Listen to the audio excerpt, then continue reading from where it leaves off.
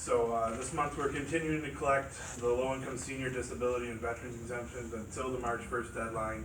There's approximately 250 seniors, 20 disabilities, and 200 vets outstanding, which is on par with every other year. The important part is there's a letter out there that New York State is sending out. It's coming from Albany. It states do not take to your local assessor. It does need to be filled out. It's going to senior citizens that don't file tax returns. They need to verify their income with the state if they want to keep the star. If they don't send it, don't fill it out, they're going to lose their star. If you know anyone or yourself that threw it out, there is a number on our website they can call to request another form, but the form is not fake and it does need to go back. It's very important for them to keep their star.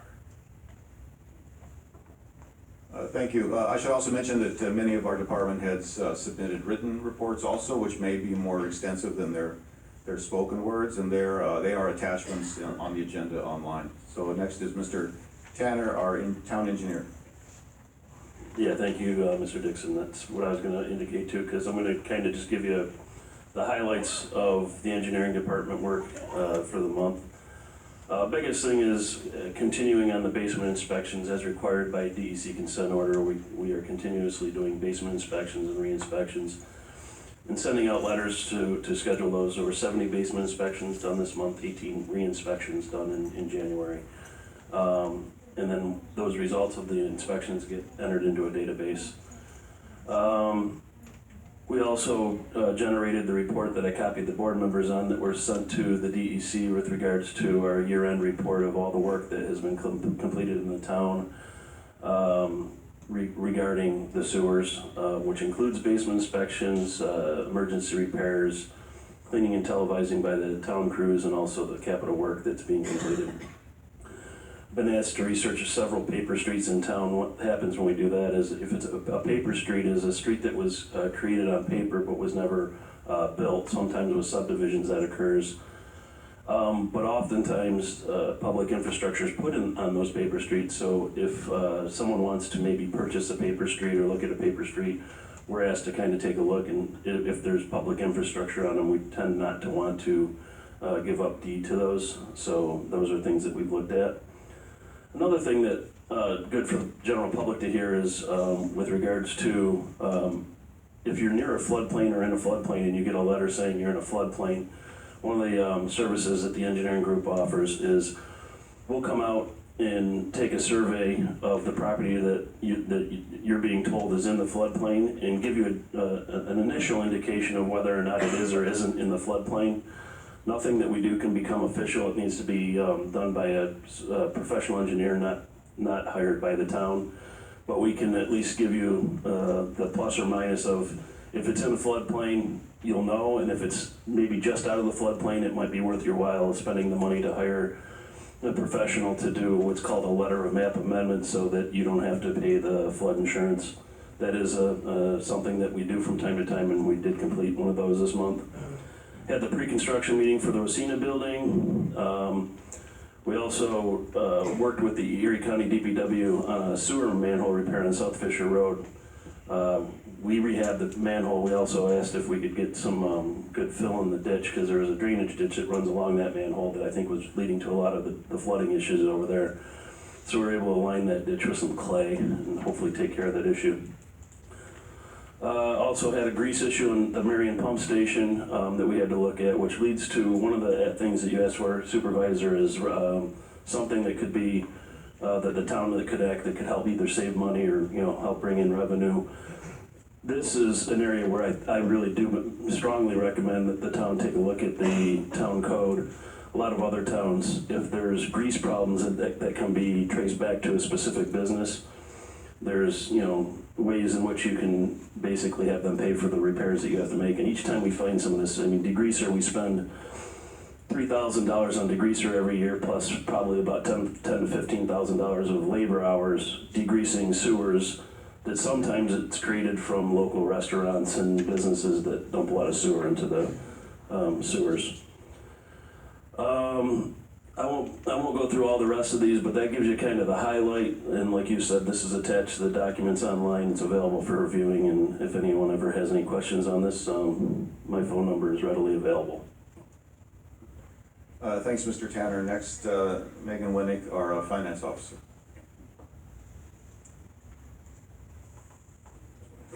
Okay, so the finance office is continuing to close 2019, which will not be completed until the end of March. So this report is preliminary and should be just used as an estimate.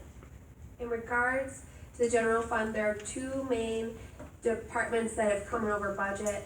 First of which would be the police, specifically the salaries. This has been an area of concern for the town for the past few years. The overall budget for the police department in 2019 was $7.95 million. Expenditures are estimated to come in at $8.3 million. Final numbers are dependent on the entry of accrued payroll for hours worked in 2019 but paid in 2020. This is an increase in expenditures of $197,000 from what was spent in 2018. The amounts that have come over budget include vacation buyouts and also $424,000 in sick buybacks, which per the PBA contract is the payout of an officer's accumulated sick days over 1 or 3 years. In 2019, 12 officers participated in this program. The 2019 budget included $75,000 for this benefit. It was the first budget to include any type of appropriation for this benefit. The second department in the general fund, which is the greatest budgetary concern, would be recycling. In January 2019, a new contract was awarded to Modern Disposal Services. During the bidding process, proposed rates included $63.18 per parcel for weekly pickup and $42.21 per parcel for bi-weekly pickup, and a flat fee of $182,700 for recycling processing. In 2019, 3 months were collected at the weekly rate and 9 months were collected at bi-weekly. Even with the conversion to bi-weekly, the 2019 budget amount is projected to come in $290,000 over budget. Additionally, it was brought to the town's attention that Modern used the incorrect weekly rate for the months of May through December of 2019, resulting in an overbilling to the town of $232,000. This item would have been caught during the year-end closing process. However, we were reviewing our internal controls to work on strengthening them so no instance like this can happen in the future. Currently, all invoices are reviewed and signed off by department head, finance, and the town board liaison for that department. One method we are enacting immediately is that any contract that's signed by the town is communicated with the clerk entering those invoices and all workflow approvers assigned so they can watch out for a price change. The town has talked with Modern and we've worked out a payment plan for Modern to reimburse the town for the amount that they were overbilled. Taking into account these items we've just discussed, again, this is an early estimate. However, once we take into account revenue lines that are estimated to come in over budget and expenditure lines that are projected to come in under, I would estimate that about $500,000 of fund balance in the general fund will be used in 2019. $250,000 of such was appropriated. Thank you. So I'd like to elaborate a little bit on this. First of all, the last one that she was talking about, the Modern contract.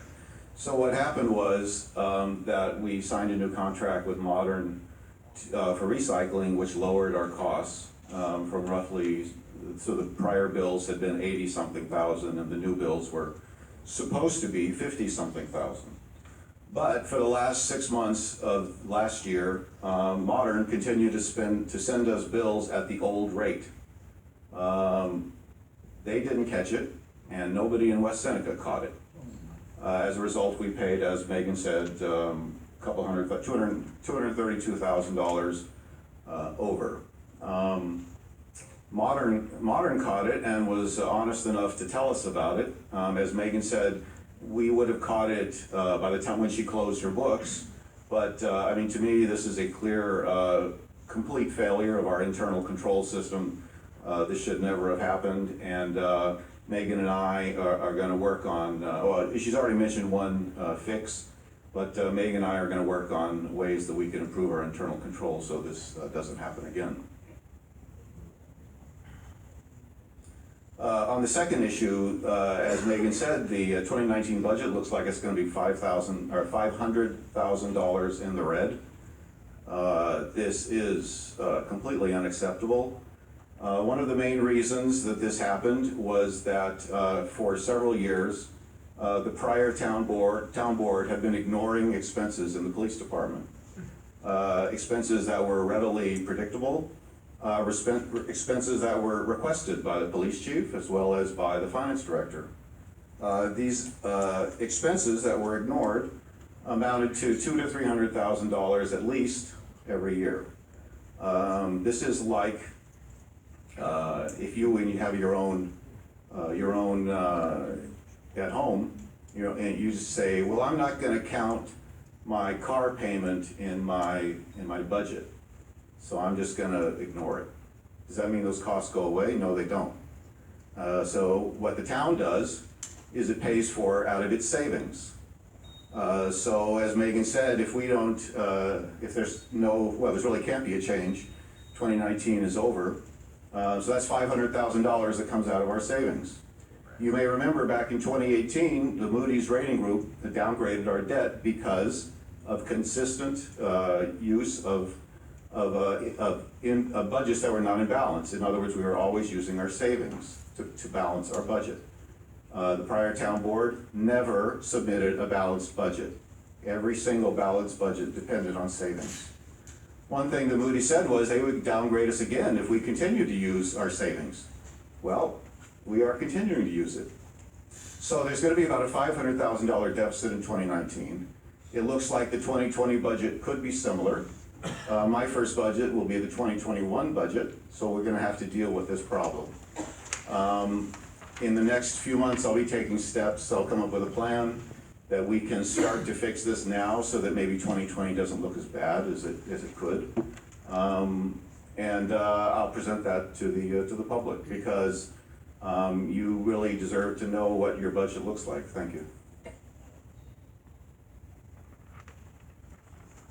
Next, we will go to our senior citizens director, Ms. Josefiak. Hello. What Supervisor Geary had asked for the senior center for monthly was our numbers, basically that what comes into our senior center. The numbers had to be turned in before the end of the month, so it's an estimate, and not everyone does like to sign in, so we just use what we have. The attendance was 2,612 for the month of January. We had 137 do ceramics, 602 participate in our fitness center that's in our basement of the center. We had 1,402 have participate in the lunch program. 463 did our Tai Chi program. We had 287 do special activities. 540 seniors used the vans, which bring them not just to the senior center, but all over Erie County. We had our safe driving class, which has 31 people. So we had a total of 6,074 people, for the most part, come to the senior center, but usually it's a little more. We also had health insurance presentations that worked on their Medicare assistance and HEAP assistance. We do our annual, monthly, blood pressure checks, and we had a little Super Bowl fun on Friday to make it all fun. And that's about all. Thank you. It's our senior center is a phenomenal resource, and I hope everybody who's old enough to take advantage of it does. Next, our recreation director, Lauren Massa. Thank you, Supervisor. My report is similar to Mary's as I have the breakdown numbers for our programs. For adult skate in January, we had 206. For open skate, we had 1,164. For winter warm-ups, we had 5. For team basketball, we had 9. We are partnering with the West Seneca Central School District, West Seneca Senior High, and their TV club to create commercials to put onto our Facebook, as well as the high school's TV morning announcements to promote our programs and employment. So for that, we had 15. For our youth open gym, we had 48. For our resident ID cards, we issued 740.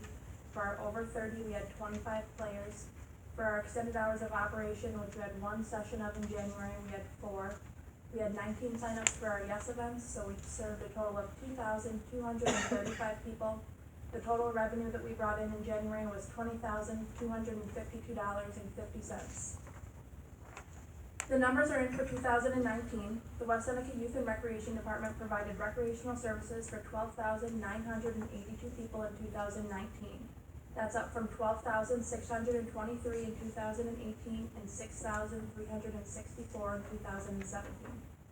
The department was budgeted $343,173, I apologize, in 2019. As of the last budget report, I received our year-to-date expenditure, which was $251,393.29, with $7,260 pending in encumbrances.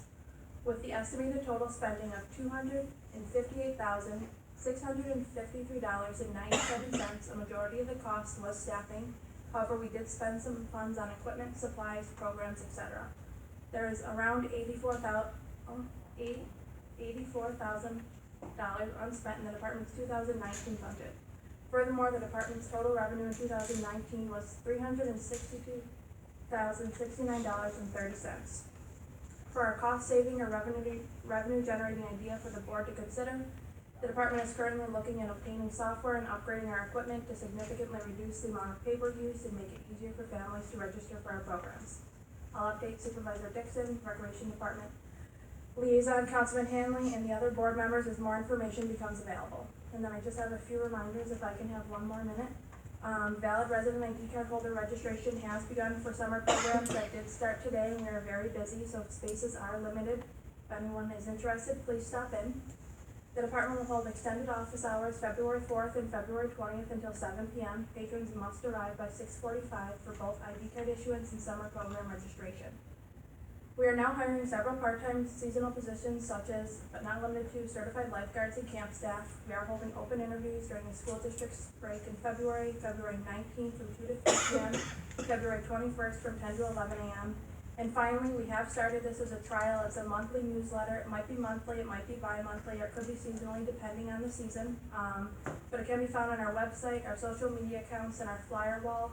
I am looking for feedback on the one that we put out this month, so if you guys look at it and you have any suggestions, if you can leave a comment on it on social media or send me an email, I would appreciate it. And more information on that and anything else that I mentioned can be found online or our social media accounts. And thank you for your time, and sorry I got a hard time reading that number. To me, the great takeaway is that not only does the Recreation Department put on some great programs, but it doesn't cost the town any money. It's all of its expenses, and then some are covered by its fees. Next, our town attorney, Mrs. Hawthorne. Thank you, Supervisor. I've chosen to focus my report on the renewal of our excess workers' comp insurance policy, which renews in February of each year. The town was provided through our current agent, USI, 2 renewal options, a 1-year term for $116,225, or a 2-year term for $220,100, which is a difference and a savings, I suppose, of $12,350 if we insured and chose a 2-year term. And for those of you who don't know or need a reminder, the town is self-insured for workers' comp, so this excess policy kicks in once we reach 600,000 of the statutory limits, and at that point, then we get into our excess policy. Last year, the premium for 1 year was $102,333, so even at the 1-year mark, it was an increase from $102,000 to $116,000. The carrier that came back with the best options was Safety National, the same carrier we had the prior year. There were 4 other agencies, or I should say carriers, that we received quotes from, and those were Ace Chubb, Arch Insurance Company, Midwest Employers Casualty Group, and Star National, and those quotes ranged anywhere from $200,000 to $275,000. And it's important to note that there's only a handful of carriers that even carry this insurance in town. After discussions with the supervisor, I did look into what's called a buffer policy to see if we could buy down our self-retention from $600,000 to something lower. Those quotes came back as cost prohibitive. So that's where we currently stand on our workers' comp access policy. I'm also asking for an executive session after this to discuss settlement negotiations for a case titled Town of West Seneca, Nolene Noller versus the Town of West Seneca, which is pending in New York State Supreme Court. And just briefly for the town residents, this is a case that involves an incident in August of 2018 at Harlem Road Park when the plaintiff alleges that she went to sit down on a picnic table. The bench of the picnic table caused her to fall forward onto the ground and become injured. Her complaint does not specify exactly what her injuries are, although she also alleges that she sustained pain and suffering. Her husband joined the suit in the action alleging a loss of consortium claims. So we will be discussing settlement negotiations related to that in executive session. Thank you, Ms. Hawthorne. So we signed the 1 year, is that correct? That's correct. So, and you can speak to that, so that next year we have an opportunity, given the time constraints, to more fully explore other possibilities. Yeah, so as Ms. Hawthorne said, we're self-insured up to $600,000. So every Workman's Comp case that comes in under $600,000, we pay for completely out of town funds. Have we ever used the $600,000? So to my knowledge, no. I tried to effort that, and my research could not provide any instance where we have. So of course it is possible to buy Workman's Comp insurance that actually insures everything. That's, of course, as she said, is much more expensive. But I think it's a complicated calculation as to what have we paid out versus what the premium is. So I thought, let's just do the 1 year, and then we'll have some time to really analyze the policy and make sure we're getting the best value for the town. Next, we will go to our code enforcement. Mr. Jeffrey Baxa. Okay, so every month the board gets reports from our office as far as numbers on how many permits we issue, the amount of money we brought in, and so everybody's heard that every month, but I thought I would focus a little more on some of the things that we accomplished in our office in the month of January to give everybody a little idea of what we do in our office. So for the month of January, a couple of things that had happened we had a windstorm that came through earlier in the month of January, caused a lot of problems with trees. A particular tree ripped down electrical lines, tore up natural gas lines, fell onto a resident's house and crushed their car. We respond to calls like that, and we just want to thank Brian Adams and the Highway Department for helping us sort out tree issues that weekend. Also, last month there was a house fire in the town. The town fire departments did a great job getting the fire out. Nobody was hurt in the building, but the building did suffer some major damage. Our department was out on that call. We've been out on several issues in the month of January with West Seneca Police Department and the Fire Department. Some of the various issues would be conditions of the home, possibly homes without utilities in the winter. Generally what we do is we make an assessment of the home. We try to get agencies from the county involved to help the individuals that are in trouble, but we also have to make sure that there aren't any hazardous conditions, and sometimes in our job we have to protect people from themselves.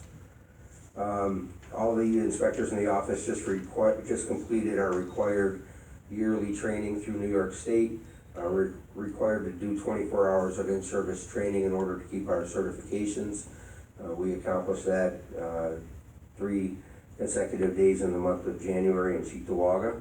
Also, our office is required to submit reports to the state of New York as to the numbers of permits and inspections and buildings that we have in the town. Those reports are due by April 1st. They are already completed and submitted to the state. We'll forward a copy of that report to the board as soon as it is forwarded back to me from the state. They say that should be within 2 weeks. Also, we recently hired a part-time fire inspector. So we've started having him do some things in the town, like reach out to the fire chiefs in the town. so he can start a relationship working with them. We've had him start identifying Knox boxes, and learning our insurance format and how we enter our information in the computer. And at this point, we've got him where we're ready to send him out to start on the fire inspection. So if you're a multiple dwelling property owner or a business owner in the town, there will be a new fire inspector coming around. Also, we will be issuing permits for the Rosina project at 3100 Clinton Street. We did have the pre-construction meeting as Steve had mentioned, and as part of the project, they're gonna be driving steel beams. They're gonna be pile driving, and they're gonna be going down about 45 feet.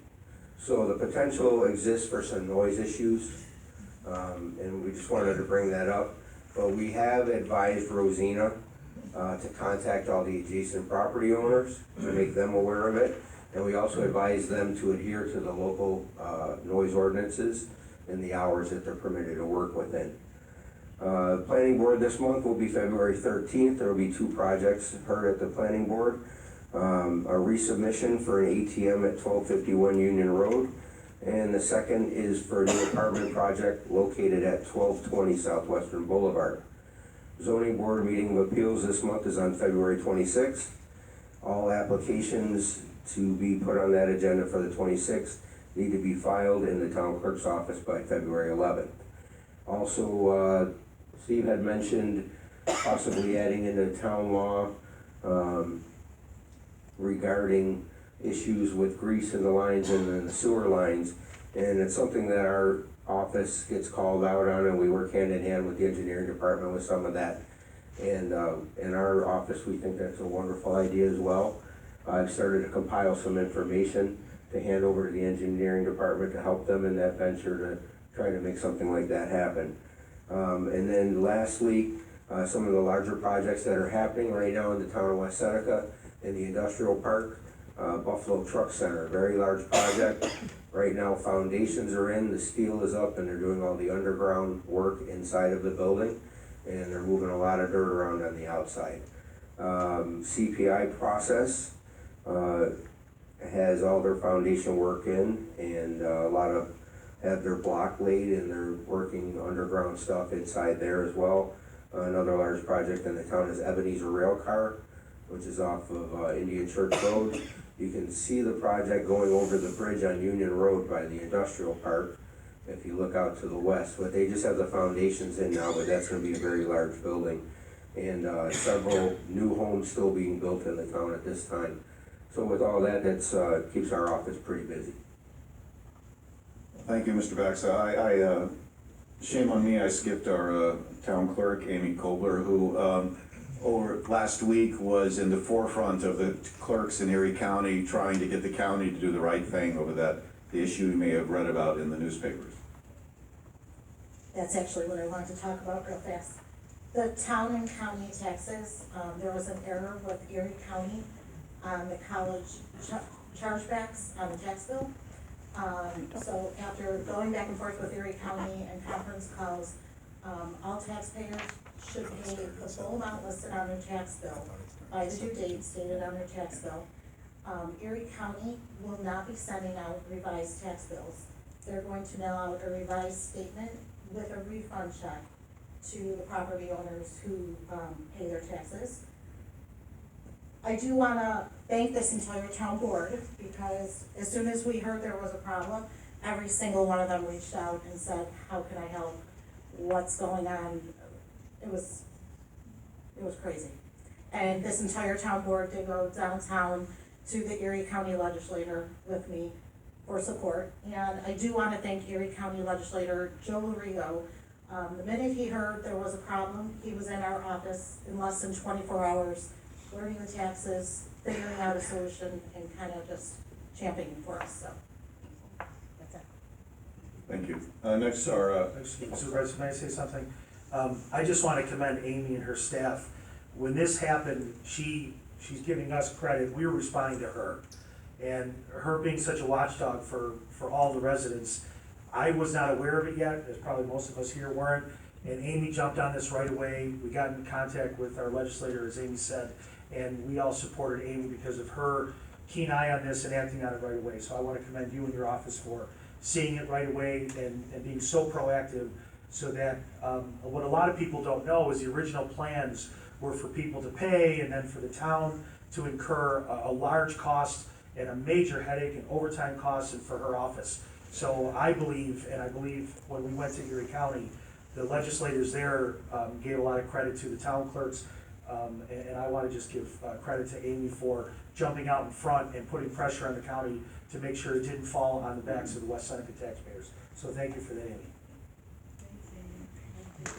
Hey, all right. Hey, good job. Next, our Highway Superintendent, Mr. Adams. Thank you. For January 2020, everything is business as usual. We've responded to weather issues from rain, wind, snow. Our cold patch crews are out filling potholes. We're currently evaluating town roads for our spring projects. Although I haven't received an official award letter yet, it's my understanding the town has secured a $100,000 grant fund for Kirkwood Drive, Durson, Edson. I've met with our safety committee and our traffic safety committee for issues from residents to the town. We've set up some in-house training for our employees to take some added steps within the department to have a safer work environment. We've set up a confined space training for our highway and sewer maintenance workers. I've also met with our grant writer to discuss some funding options that may be available for the department for roads or any of our structures and things like that. I also wanted to thank each and every one of the department heads for making this first month a pretty easy transition for myself and also all the town board members and Supervisor Dixon. It's been a good first month, and I thank you guys. Thanks. And next is our Chief of Police, Mr. Dens. Chief Dens. Thank you, Supervisor. For January 2020, we had 1,910 calls for service. We issued 445 traffic tickets, 540 parking tickets, made 12 DWI arrests, handled 112 traffic accidents, 20 of which were injuries, 81 with property damage only, and we had 11 car deer crashes. We housed 21 prisoners, 21 male prisoners and 9 female prisoners. That's a report on January. We also completed this week our annual report for 2019, which compares 2019 to 2018 statistics. And there's also a addendum in the back on the UCI reporting that the supervisor sent me that he found. I appreciate that, and we stuck that in the back, which is the 10-year report on that. I handed each town board member a copy of the report. We are in the midst of finalizing a website upgrade. As soon as our website is up and running, the new site, I am going to post this on the website so everybody can see it. It's done and won't change. And also, so you know, it printed out kind of funky. So you may have to flip pages from here to here as you're going through it on a hard copy. So I gave you the hard copy in case you want to review it over the next couple of weeks and we get to our next town board meeting. If you had any particular questions or you wanted to talk to me about it offline, I'd be happy to try to address whatever your issues are. But you'll see in most areas we've had an increase in our production and our call volume and our investigative responses. Finally, I had a walk-up agenda item today on a training opportunity that's available to our SRO team. Sorry it was late. We were waiting to hear back from this group. To give you a little background on the group, it's called Law Enforcement Against Drugs, the acronym of LEADS. This group was a spinoff of Dare America. This is a cutting-edge program that's been put together. They spun off about 5 years ago. And one of the problems that we have with DARE is it was established in the 1980s and it's pretty static. It only addresses one grade. Next year it'll be grade 6. It's been traditionally grade 5. But it's a pretty static curriculum. DARE America sets it, they push it out, and we as law enforcement teach it in the schools. This group here spun off of DARE because they found a need that it was too static, it wasn't addressing the overall needs that we needed to do. So they address things like the continuing opioid problems that we've been having. This year they're gonna add in concerns on vaping, and anticipated problems with legalized marijuana coming, also gonna be a mental health component. So it's a way more progressive, dynamic opportunity. We were able to make a deal where we got our lieutenant to go at no charge, so it really lowered the cost to what I put out there. And I think it's good. It's a 10-week evidence-based curriculum. It addresses K through 12. And it's not only delivered by the police officers, but it also involves the school teachers now, which we think is a huge component, all right? Sometimes for DARE, the teacher, that's break time, they get up and they go do what they have to do because they turn their class over, and that's fine. That's how it's traditionally been done.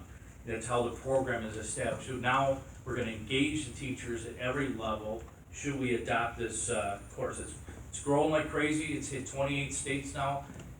This program is not in New York State yet, and this is why I wanna jump on it. I like to be a leader in our law enforcement programs and not a follower, so this is kind of an exploratory search that I'm asking for.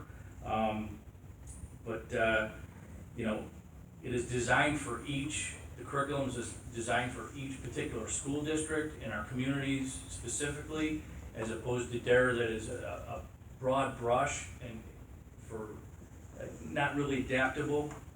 So we'd like to I'd like to send 4 guys down to their conference and do an exploratory search on this. And why 4 guys is because if they go there and they find this is really a good thing for us to jump on, they can get a certification while they're right there for free.